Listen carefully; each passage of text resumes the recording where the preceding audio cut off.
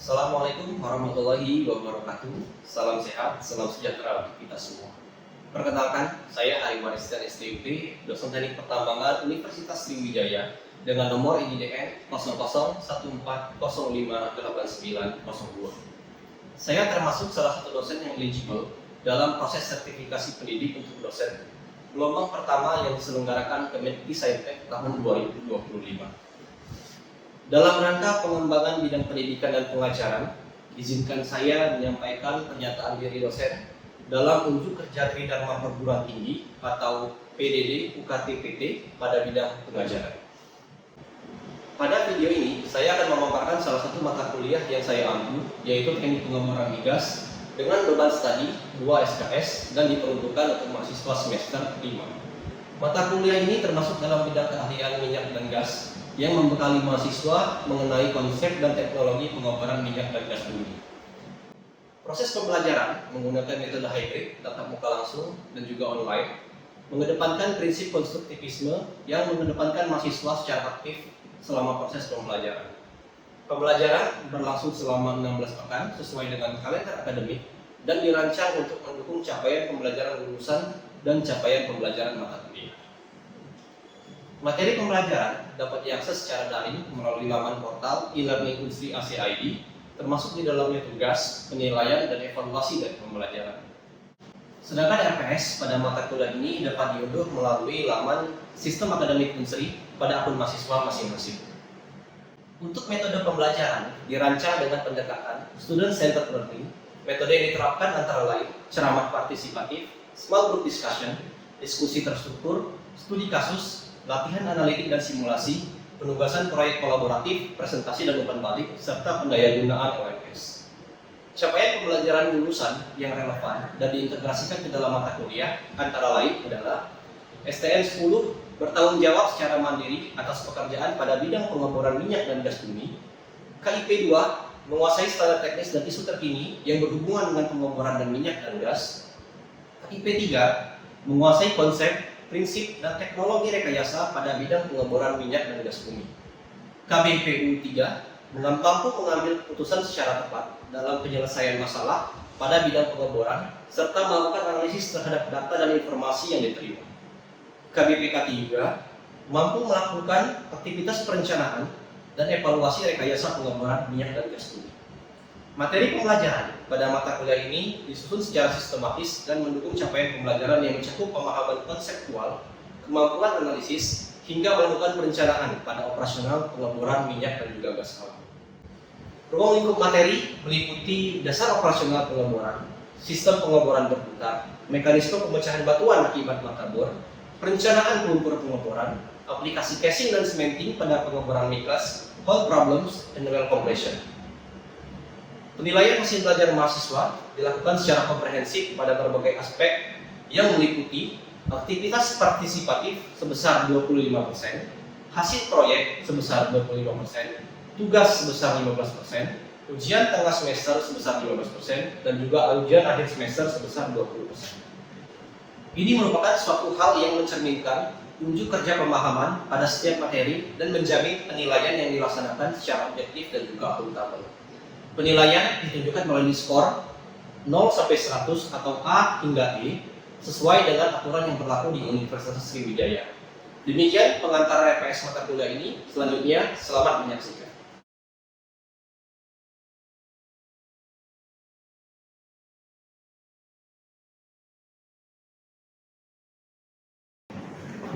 Bismillahirrahmanirrahim. Assalamualaikum warahmatullahi wabarakatuh. Waalaikumsalam warahmatullahi wabarakatuh. Selamat pagi rekan-rekan sekalian. Pagi. Salam sehat buat kita semua. Sebelum memulai kegiatan perkuliahan kita hari ini, marilah kita berdoa menurut agama dan kepercayaan masing-masing. Berdoa dipersilakan.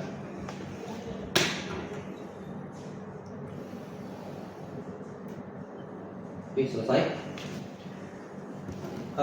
Hari ini merupakan hari pertama bagi kita dalam pertemuan di mata kuliah dari pengeboran migas. Jadi hari ini saya akan memberikan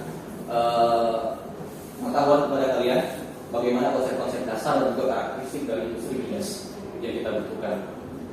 Sebelum memulai, Mari kita yel-yel terlebih dahulu untuk memberikan semangat dan membuat kalian lebih fokus ke kuliahan. Kita yel-yel dengan nama aja. Saya mulai ya. Hidup teknik Tambah. Hidup teknik Tambah. Salam tambah. Bumi Adalah Susah Banyak Seluruh. Oke, terima kasih. Jadi hari ini karena ini merupakan mata kuliah opsi, jadi kita punya sedikit jumlah mahasiswa. Yang saya terima ini ada 9 mahasiswa, kebetulan 9-9-nya hadir. Jadi kita bisa mulai langsung perkuliahannya. Oke, di pertama tujuan perkuliahan ini ada yang pertama adalah kalian akan mampu menjelaskan karakteristik dari industri migas. Yang kedua, kalian mampu menjelaskan kapan operasional migas itu kita laksanakan. Dan yang ketiga adalah kalian mampu menjelaskan tahapan, tujuan dan teknologi yang digunakan dalam pengembangan migas. Jadi ini 3 yang harus kita capai dalam perkuliahan kali ini. Jadi nanti semua materi yang saya berikan, harapannya kalian akan mampu menguasai ketiga hal yang ada di sini. Kita masuk ke kegiatan inti perkuliahan.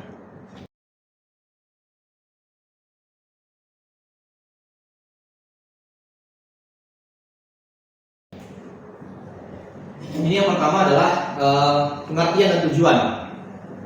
Kalau kita lihat pengeboran itu tugasnya hanya satu.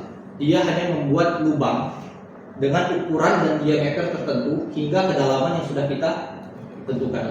Itu aja tugasnya. Jadi dalam pengeboran migas kita hanya membuat lubang dengan ukuran diameter dan kedalaman yang sudah kita tentukan. Sederhana ya? Yo. Terlihatnya sederhana, tapi dalam prosesnya kita akan menemui banyak masalah. Nanti akan ada mekanisme pemecahan batuan, jenis-jenis batuannya apa yang ada di situ. Jadi semua aspek-aspek yang perlu kita pertimbangkan, termasuk nanti dari ada tekanan, dari dalam permukaan, dari darah dinding pengeboran yang kita buka, itu harus kita stabilkan. Contohnya kalau tidak stabil terjadi di lumpur pintu. Itu adalah kesalahan teknis dari pengeboran. Makanya mata kuliah ini sangat penting sebagai dasar buat kita dalam melaksanakannya. Jadi tujuannya tadi adalah kita harus membuat saluran dari permukaan hingga menembus ke reservoir. Reservoir itu adalah tempat terbentuknya minyak, tempat di mana minyak itu tertampung. Reservoir seperti itu, nanti akan kita jelaskan secara umumnya. Reservoir ada berapa kira-kira? Jenis spek ada reservoir. Yang dom. Oke, silakan tanya. Ada banyak sih Pak, tapi setahu aku ada yang dom. Ya, salt dome ya. Ya, salt dome. Salt dome itu salah satu contoh reservoir dari minyak bumi. Ini siapa? Pendangdut Pak. Pendangdut ya. Siapa namanya kira-kira? Inul Daratista. Terkenal dengan goyang? Goyang bor. Di sebelah kirinya ada gambar apa? Alat Ada teknik. Tujuannya untuk pengeboran migas. Kira-kira dari pengeboran yang ini dan pengeboran yang ini bedanya apa buat karakteristik migas? Ada yang bisa nggak? Yang pertama ada 3 karakteristiknya. Oke, siapa namanya? Perkenalkan dulu. Perkenalkan nama saya Muhammad Febrian, apa kira-kira karakteristik salah satu karakteristik industri migas? Yang pertama itu high cost Pak. High cost. Oke. Berikutnya yang bisa menambahkan. Silakan, namanya siapa? Nama saya Anugrah Setianto. Anugrah. Apa Anugrah? Itu high cost. High cost sama High tech. High tech, high teknologi. Kemudian ada satu lagi bisa menambahkan. Silakan, namanya siapa? Izin memperkenalkan diri Pak. Nama Dery Afkayuda. Gary. Itu ada high risk Pak. High risk. Jadi sudah ada 3 ya. Ada tadi disebutkan high cost, ada tadi disebutkan high tech, kemudian high risk. Kenapa kita sebutkan, saya ambil dari yang pertama dulu ya, high risknya dulu ya. Kenapa kita sebutkan itu high risk? Karena yang pertama, kita harus menentukan dulu jumlah yang ada di dalam reservoir minyaknya, kuantiti dari oilnya atau kuantiti dari gasnya yang ada di dalam reservoir. Dalam penentuan itu nanti akan banyak sekali kita lakukan korelasi data-data. Di situ sudah terjadi rentan kesalahan. Jadi ada resiko kesalahan penentuan cadangan di situ. Yang kedua, ketika kita melakukan pengeboran, bisa saja pengeboran kita itu tidak mencapai area yang sudah kita tentukan. Entah dia miring, entah dia stang bornya patah, entah dia terjadi runtuhan nantinya. Nah, itu yang akan mengakibatkan high risk yang berikutnya. Kemudian high risk yang ketiga adalah ketika pengeborannya sudah berlangsung sukses, kita lakukan adalah proses produksi berikutnya adalah proses produksi migas. Dalam pengangkatan oil ataupun gas dari subsurface sampai ke surface itu rentan terjadi kesalahan. Kita salah menentukan ukuran pipa. Kita salah menentukan ukuran tubing, sehingga jumlah minyak maupun gas yang kita angkat ke permukaan itu tidak sesuai dengan jumlah optimum yang sebenarnya kita harapkan. Jadi itu ada 3 karakteristiknya dari high risk. Kemudian tadi disebutkan high tech. Kenapa disebutkan high tech? Kira-kira ada yang tahu? Teknologi yang digunakan. Teknologi yang digunakan dalam pengeboran, teknologinya ada banyak. Kita bisa melakukan pengeboran yang ada di darat maupun di laut. Teknologinya berbeda. Kita bisa melakukan pengeboran yang lurus maupun yang berarah. Teknologinya tadi berbeda. Semua teknologi itu nanti akan membawa kita kepada yang berikutnya, high cost. Semakin tinggi teknologi yang kita gunakan, cost-nya akan semakin naik.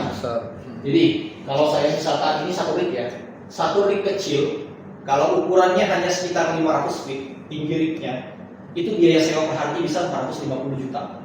Dibandingkan dengan Inul, kalau dia manggung, satu hari paling 150 juta. Jadi dari sewa rig aja, biaya manggung Inul sudah berapa? Belum lagi kita harus mengukur lumpurnya, memasang casing dari atas permukaan sampai ke bawah, memasang pipa produksi, memasang sistem-sistem perangkat yang lain, itu nanti biayanya akan semakin besar. Jadi makanya kita harus hati-hati dalam migas. Jadi ada high risk, high tech, kemudian high tech. Nah, ini adalah kapan pengeboran itu kita laksanakan. Oke, pengeboran yang pertama kali kita laksanakan adalah ketika kita sudah memiliki data seismik.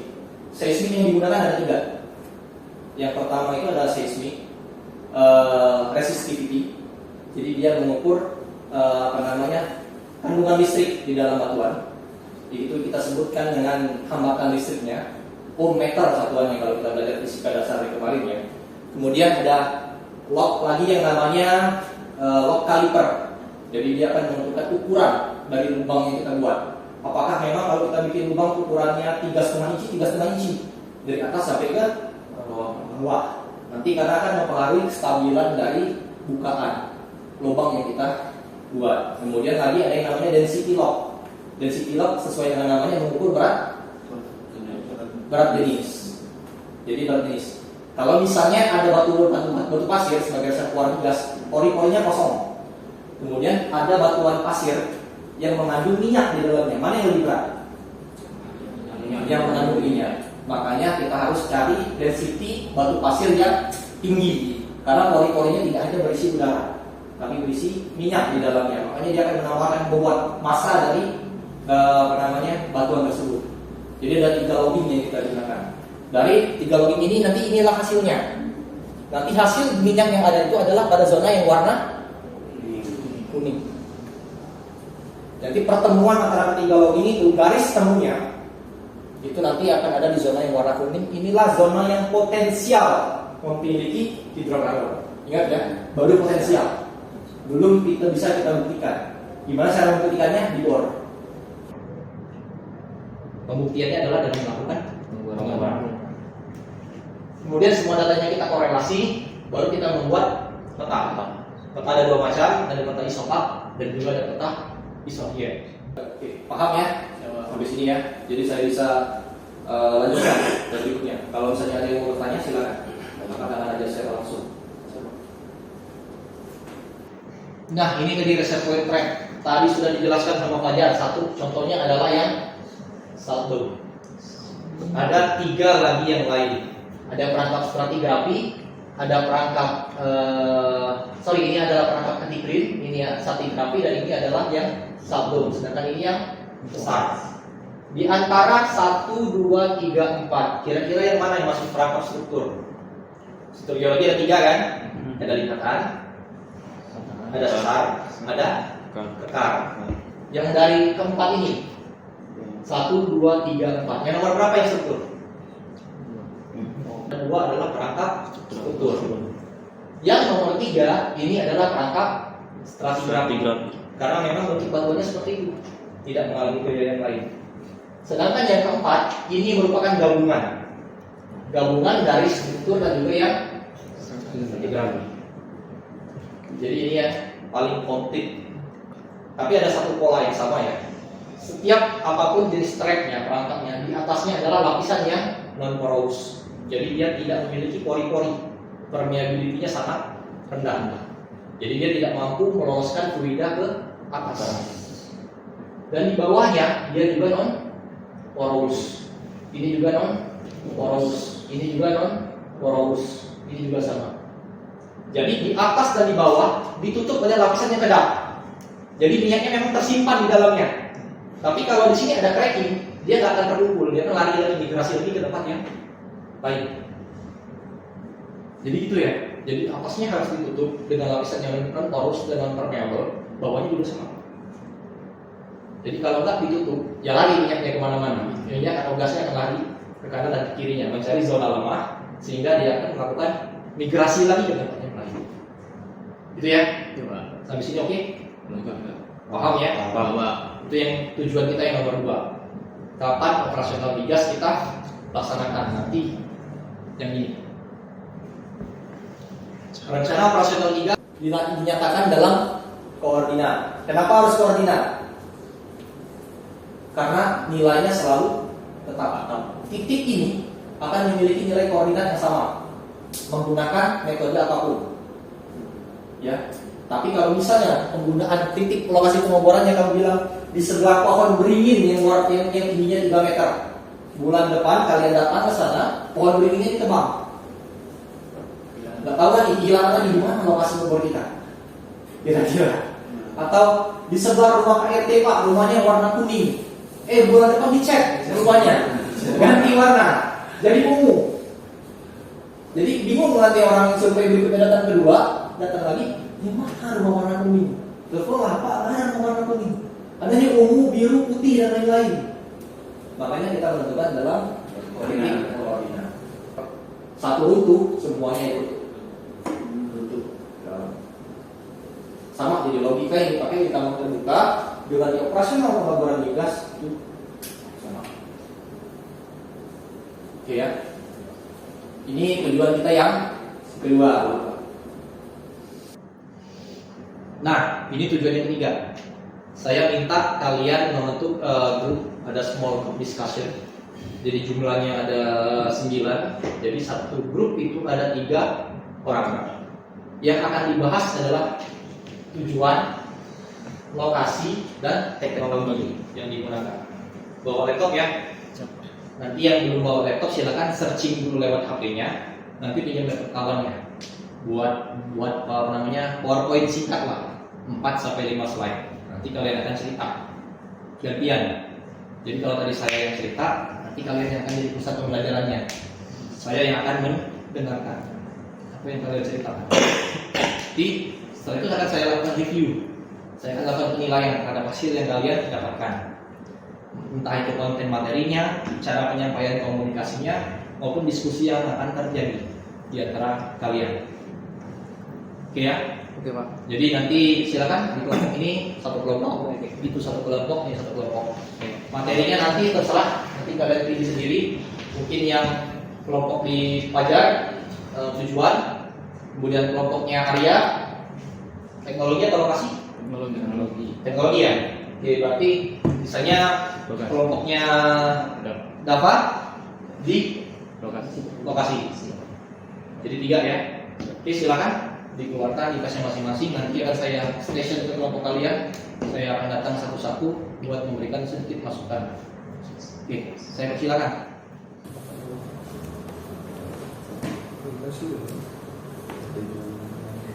Oke, Fajar, dari sama Febrian ya. Tadi dapatnya materi mana? Mengenai Tujuan. Nah, jadi tadi saya sudah spill ya. Kemarin itu ada yang eksplorasi, ada yang eksploitasi. Nah, eksplorasi itu ada 2. Nanti ada yang satunya data geologinya kurang, yang satunya untuk menentukan batas dari reservoir.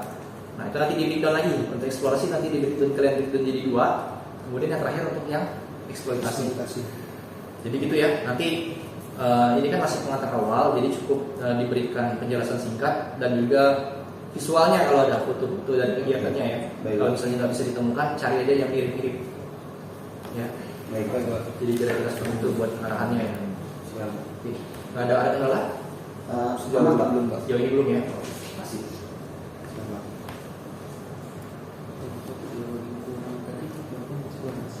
Apa sih? Eksplorasi itu untuk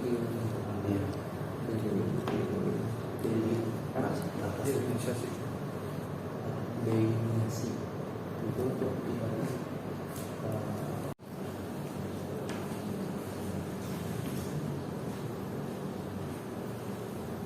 Oke, ini sudah dapat itu ya. Ini teknologi ya, teknologi pengurannya. Iya. Terus apa lagi pengurangan teknologi yang dicari hasilnya? Pengurangan berapa? Oke, siap. Oke, udah bagus. Nanti kalau diberikan penjelasan nanti ke teman-temannya apa perbedaannya antara pengurangannya lurus dengan pengurangannya. Nah, kira-kira nanti itu ya, nanti kapan dipakai dan lain-lain kita nanti ada jelaskan di pertemuan berikutnya, tapi akan saya spill di sini slide. Oke, silakan kerja.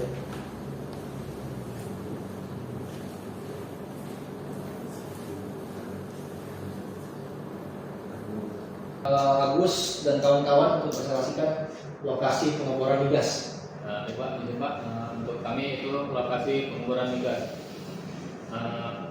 Berdasarkan lokasi pengeboran migas dapat dibedakan menjadi dua, yaitu pengeboran di darat atau onshore dan pengeboran di laut atau offshore.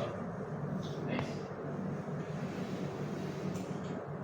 Baiklah, untuk pengeboran di darat atau onshore, pengeboran yang dilaksanakan pada lokasi-lokasi yang berada di daratan, bisa di wilayah dataran tinggi maupun dataran rendah. Untuk nama alat yang digunakan dalam kegiatan onshore disebut rig pengeboran darat atau onshore drilling rig.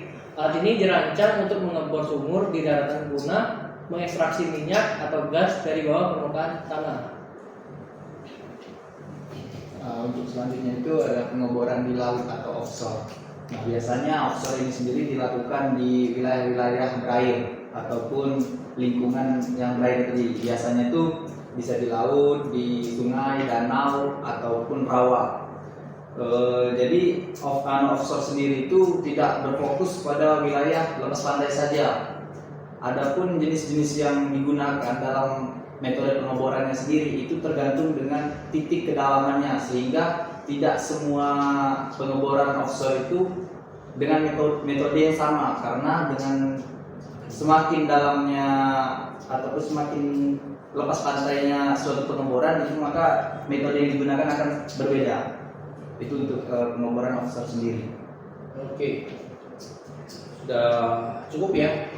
Dari lokasinya memang ada di darat dan juga ada di laut, ada yang onshore, ada yang offshore. Ada yang bisa komentar? Ada yang mau didiskusikan? Kira-kira gimana? Oke, silakan. Mungkin perbedaannya dari ketinggiannya itu, kedalamannya itu berapa meter? Nah, berapa meter dari tingkat kedalamannya untuk yang di offshore ya? Iya, offshore.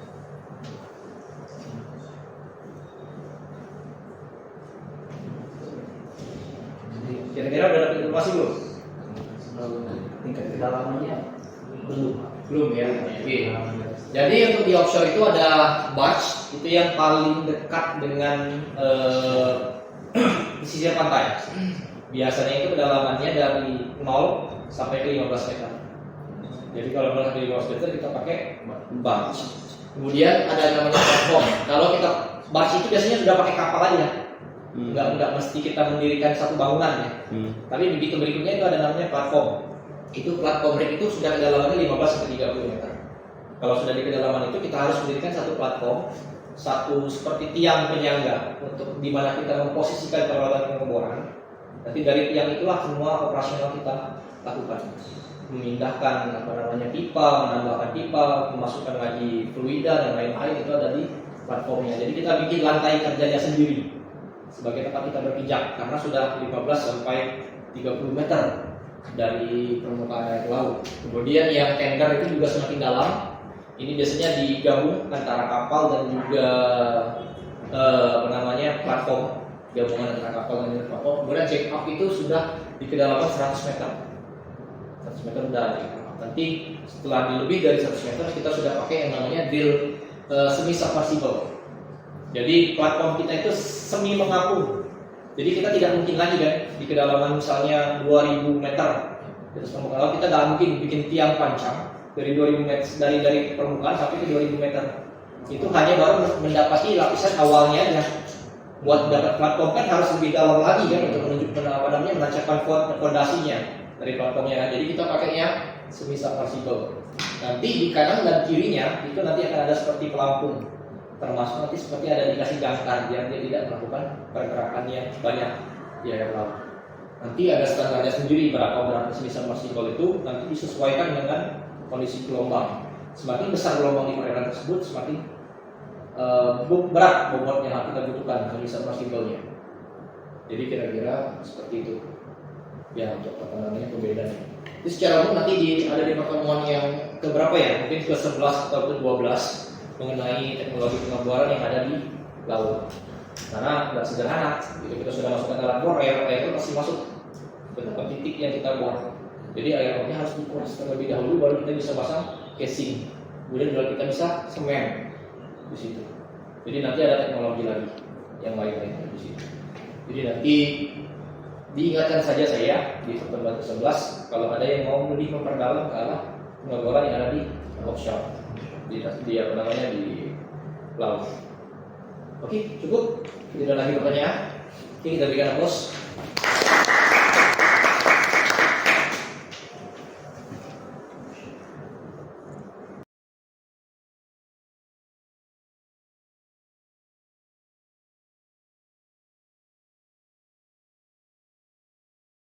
Kalian sudah mampu memberikan informasi yang cukup baik mengenai tujuan perkuliahan kita.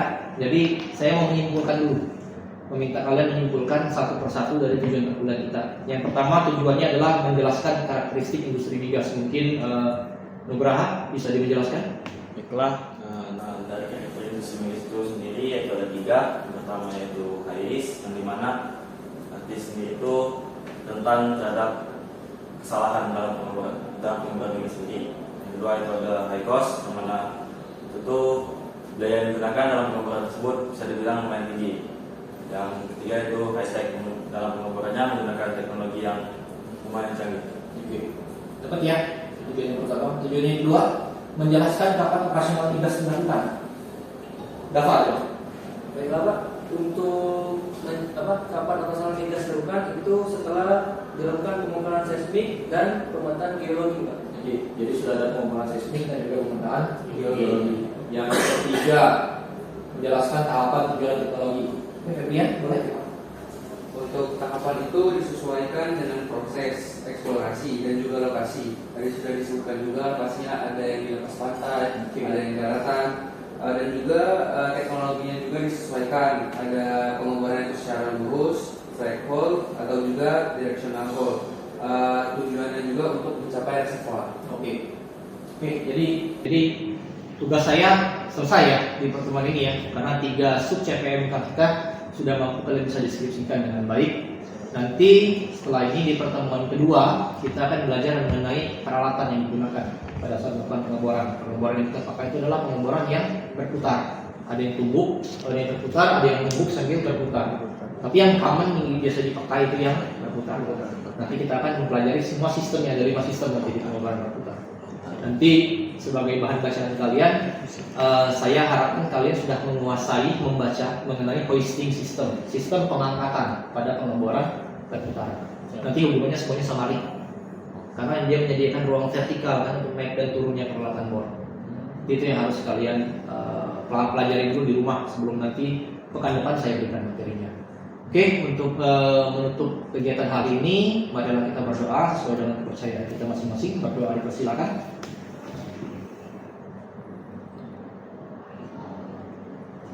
Oke, selesai. Kita berikan applause untuk kita semua.